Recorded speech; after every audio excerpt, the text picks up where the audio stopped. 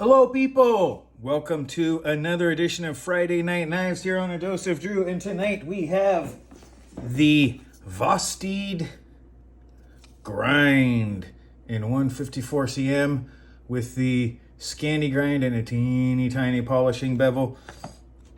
This is Vosteed is a company that has just been coming on and killing it. Here's the little card that comes with it. It has the specs.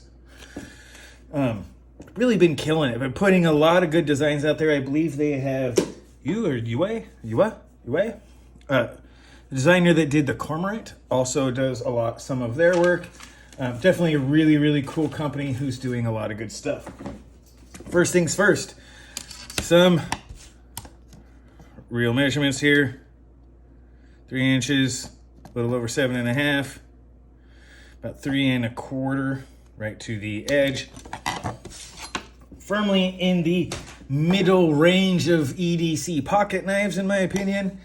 The weight it's not a lightweight. Let me just get that. 3 1/4 inches on the blade and almost 3 3/4 on the weight. It is a significant and solid piece of steel here. Oh, let's see if I can. Oh boy, let's see if I can.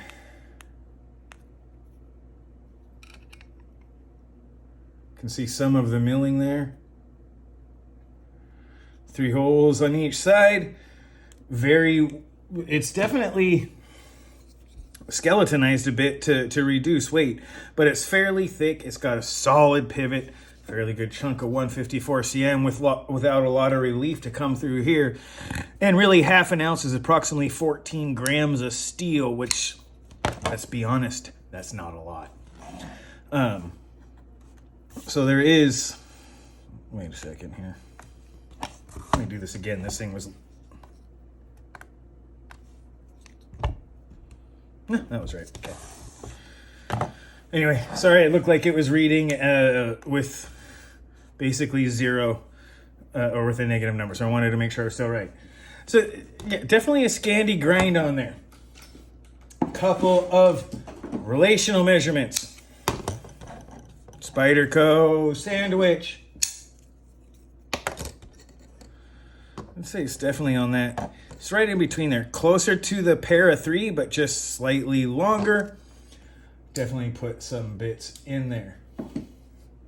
All right, and another quick bit. It is just a blur.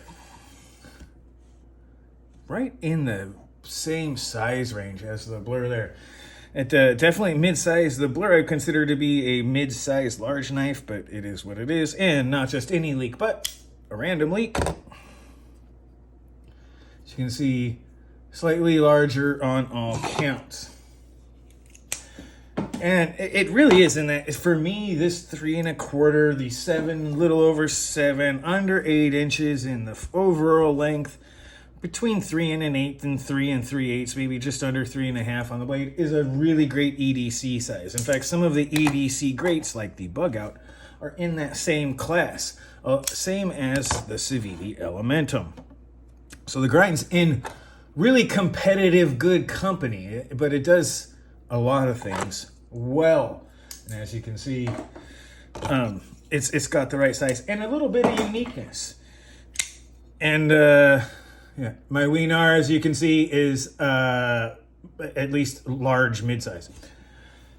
All right, let's get into this. For those who are just new to the channel, there is a video out there where I go over my criteria, but just to do it real quick again, we have the damn nice criteria: the design, aesthetics, mechanics, the nice or the nicer, noteworthy points, intended purpose, cost-value ratio, expectations, and any requests, if there are some, to make it nicer.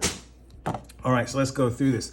The design, crossbar lock, skeletonized. This one's micarta. You can get a couple, most of them are micarta, but you can get a couple different handle options and colors. 154 cm steel ball bearings in the pivot. And its signature thing, and even its namesake, is that Vosteed Grind. Vosteed Grinds are great for having a very robust and strong edge for edge stability, while still getting very good cutting performance. In fact, this thing cuts as well as my shaky hands will allow it. if you want to do the curls. It does it with aplomb and quite well. And this is sort of like a good classic suit, or even, I wouldn't say a classic suit. Let me take that back. This is more like a pair of blue jeans, decent shoes, and a good black t-shirt. It's classic. It has some old school bits. It's really kind of more of a working type knife. Less, that's why I wanted to walk back my things on my comments about it being in a suit. It's really more of a working class. It's got tough. It's got a little bit of a swedge on the end here for piercing, and to help, really alleviate, give it plenty of support on the tip, still allow that tip. Boy, that's going to be. Still allow that tip to be ridiculously. Yeah, it's too. There we go. That's really, really thin out to the edge. It just is really, really good geometry. And it's slicey. 154 cm steel on the design. Good choice. It's and it's quickly becoming one of my favorite budget steels. 14C28N is a great steel, so long as it's heat treated. You get it in the 60 to 61, it's fantastic. You let it get down to 59, it's really not that great. You'll still get a lot of good stuff, but you bring it down to 59, and it's not that much better than 9CR18 or 8CR13 or a lot of the other stuff. So as much as I like 14C28N, you really got to get the heat treat up there. 154 cm still has pretty good performance with the chromium and the carbides and the moly and everything in there. Good carbon, lots of good stuff. You can get that 59. You could do 59 with it. 60 to 61 still probably better, but yeah, 59 to 61 is still pretty good for the 154 cm, which this one tends to be. Don't know if they have it. I believe you can find it on their website. So that's really, really, really good. The design's good. The fuller, the thumb stud, it is very useful. It tears through cardboard. This thing really, it really, really is a package piercer. That tip lets you go right through. It is a saran wrap slicer. That thin, I shouldn't say thin, but that very, very acute edge that goes down to just essentially one edge, really makes it just, that stuff like plastic stuff, it just rips right through. And the no change in angle on the from the edge to the top of the grind means it's continuous force on whatever it's moving through, which is a nice thing. It gives you a very linear response to cutting, which is where on the cardboard carver part, where this thing is a cardboard carver, it really does go very well. That constant move means you have really good feedback as you're moving through material. And it is an envelope eviscerator extraordinaire, being able to roll it over on the back and move it through as you open up an envelope is very, very useful. And so it does all of that quite well while looking classic. And you can tell it's got a good classic. It's got a good classic handle. Works in a saber grind. Works in a pinch grip. You can get way up on the thumb stud. Still keep your finger off of the sharpening choil part right there, and you can even get your finger up with lots of belly right there to keep your hands off the edge or the table surface or whatever your cutting surface. That's the word I'm looking for. Your cutting surface, and still keep your fingers off. Very, very nice in that part. And the mechanics, it's ball bearings with a good crossbar lock, and it is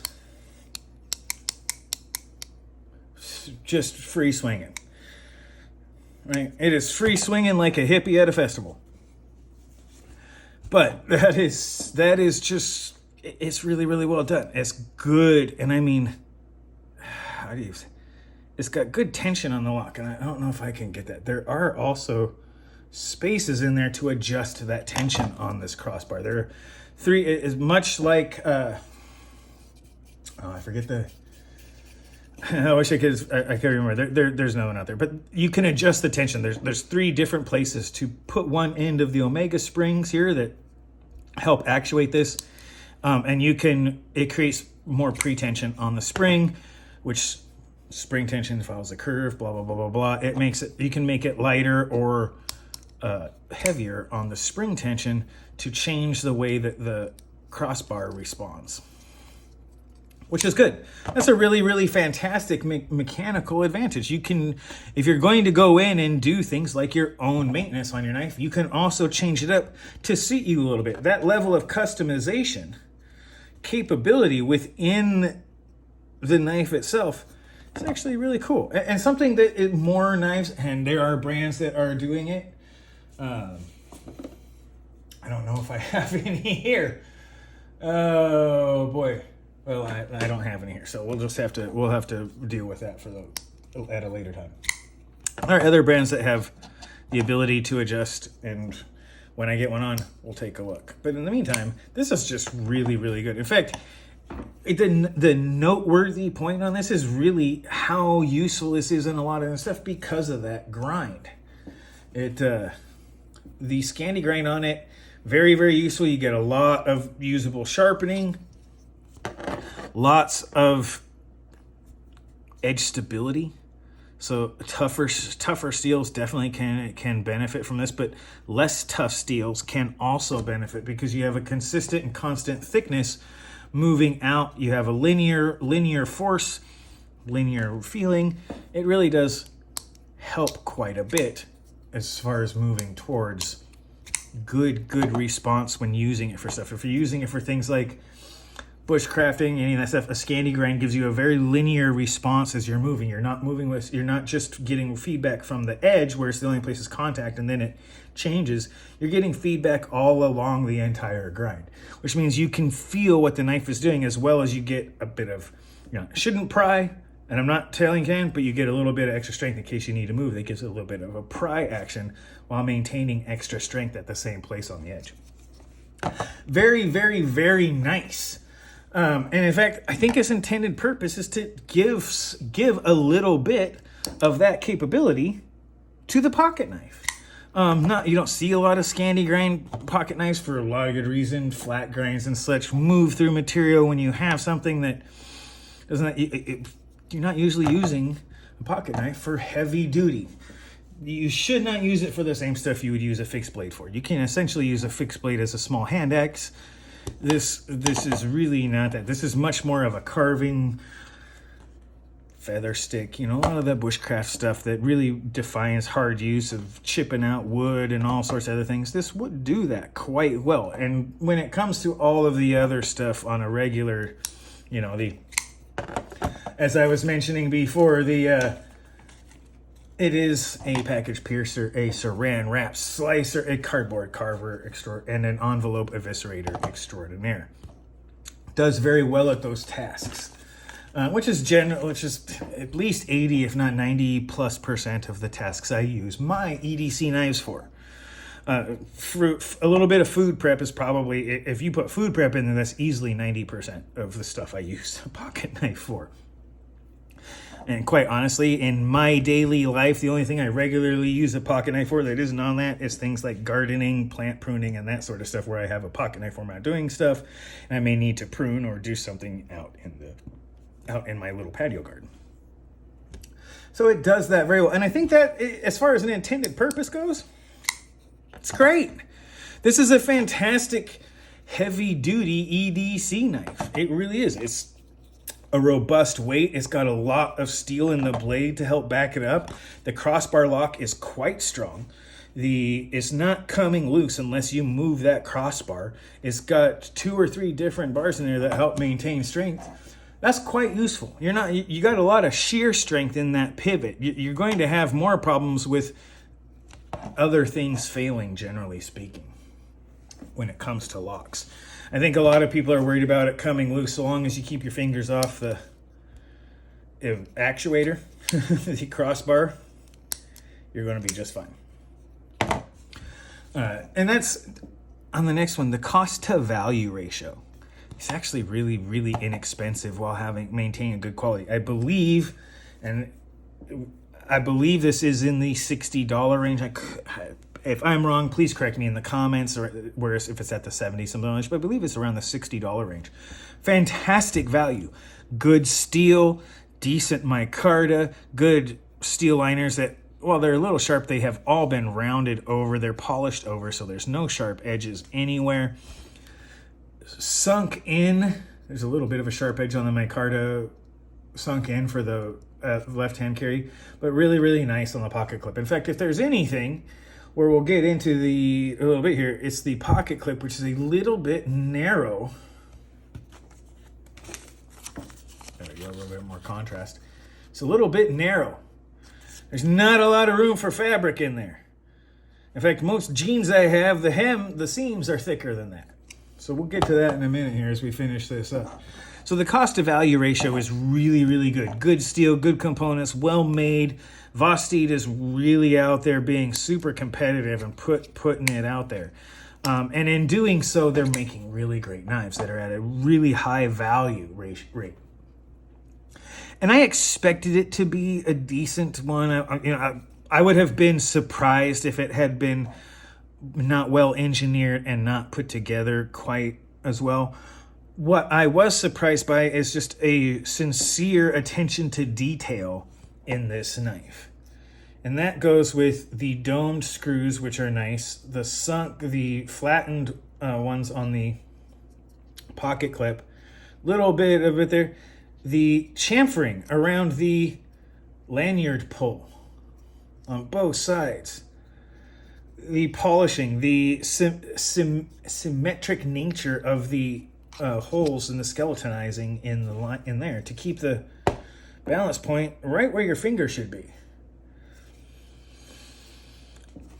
Pivot detail, sort of this kind of cool little hexagon, and the other side is kind of a hexagon with it. It's really, really cool how much attention to detail they put into it, and I really like that. My one big complaint is that I expected a full Scandi grind. It's not a full Scandi grind. That right there's a micro bevel, which is fine, right? Like I was saying just a minute ago, this is thicker paper.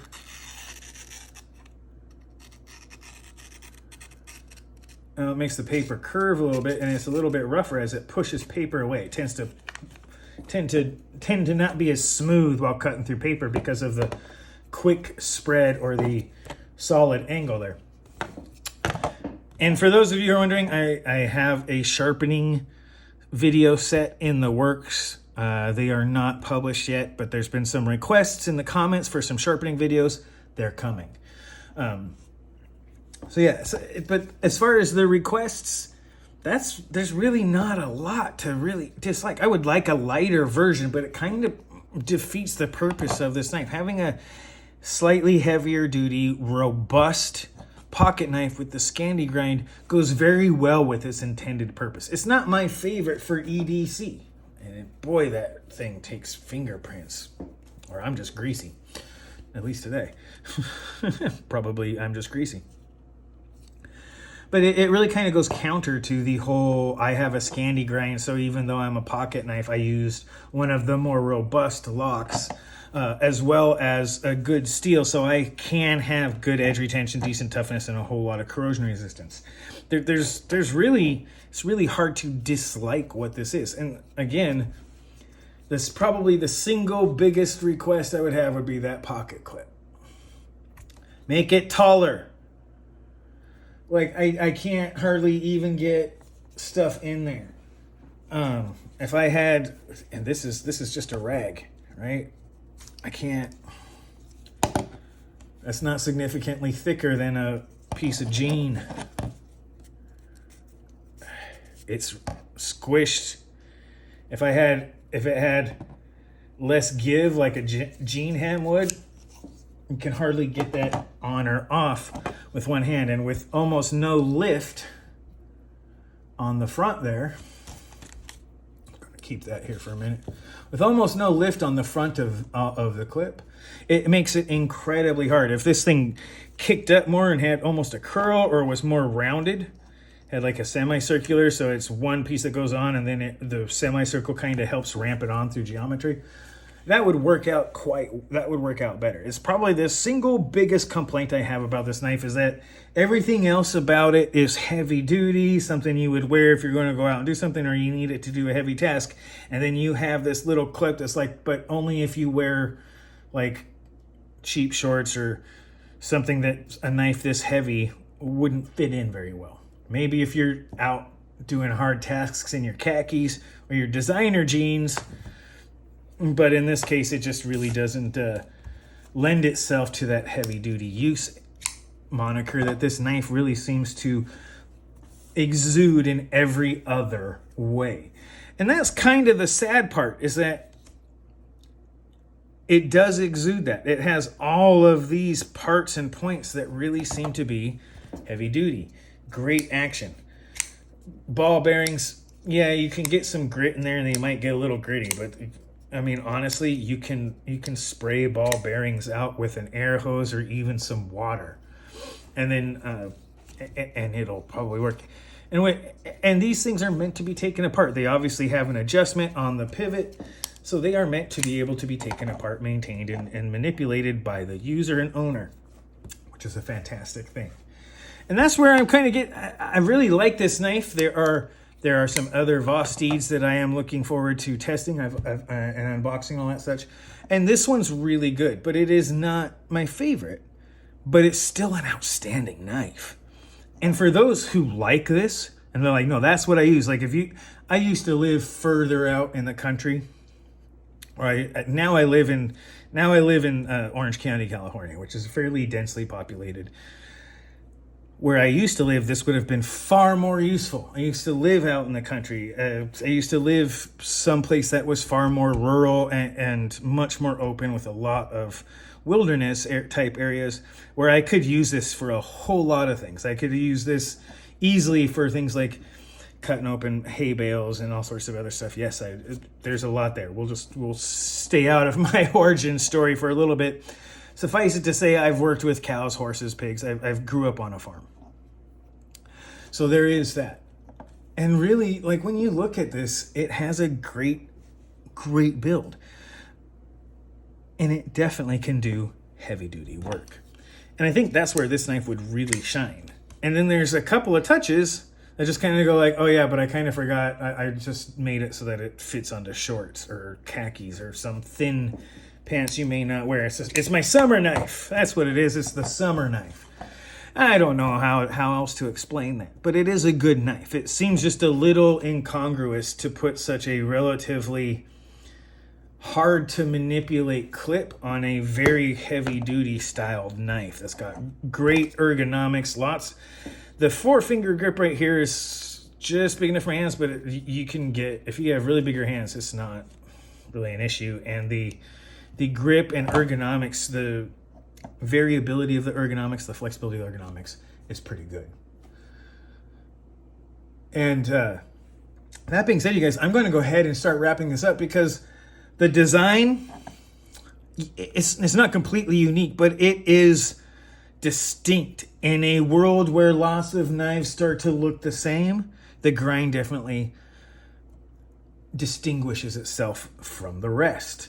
Its aesthetics, classic, good, unique. You may like it, you may not, but they did a good job of maintaining an aesthetic design that is at least pleasing. You may, like I said, you may not like it, but it's very coherent and complete.